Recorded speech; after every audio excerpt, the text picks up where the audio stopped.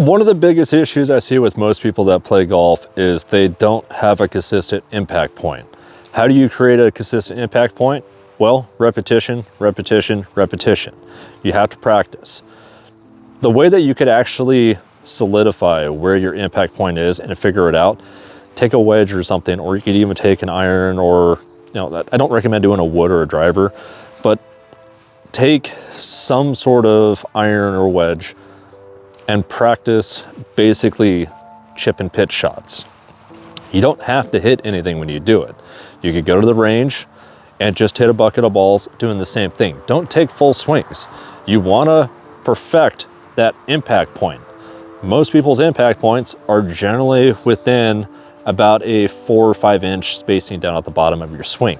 You just need to figure out which is the bottom arc of that so you can figure out where your ball placement is. Everybody's ball position is going to be different in their stance.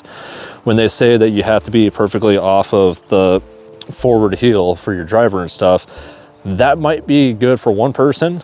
Another person might want it off their forward toe because they have so much weight leaned forward. Another person might have it middle of the stance because they end up kind of tilting back a bit. So the way that you practice your impact position is keep your feet close together. Your heels don't have to be touching. We're not trying to stand at attention, but it's a similar setup where you're pretty close.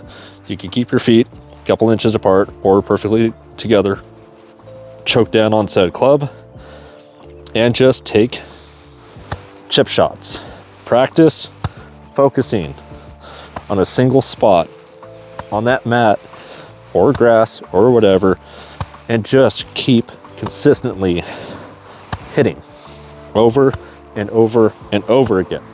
This does two things that is amazing for your game. It's not gonna happen instantly. It's gonna happen as time goes on. This is why practicing your short game is very key to the rest of your game. It's going to practice your impact point. This is gonna be a transition on every single club in your bag, because once you actually start getting that feel of where you're gonna be impacting, you can end up taking bigger steps, bigger swings, and you know where you're going to make contact. Not only is it gonna be good to know where your ball positioning is gonna be, you could base it on wherever you need to be in your stance based on that singular position. As well as the fact that it's gonna help you with your chip shots because you're gonna be a lot more consistent and you're not gonna duff them as much, chunk them or thin it or whatever you wanna call them. Same thing as when you start getting into your long irons and stuff, you want a little bit of a sweeping action at it. So you're gonna know where you're gonna be sweeping at the contact of the ground, which is gonna make it easier for you to hit the longer clubs, which a lot of people have issues with. So if this tip helps you, or if this is something that you've been trying or whatever, please leave a comment down below. I'm curious.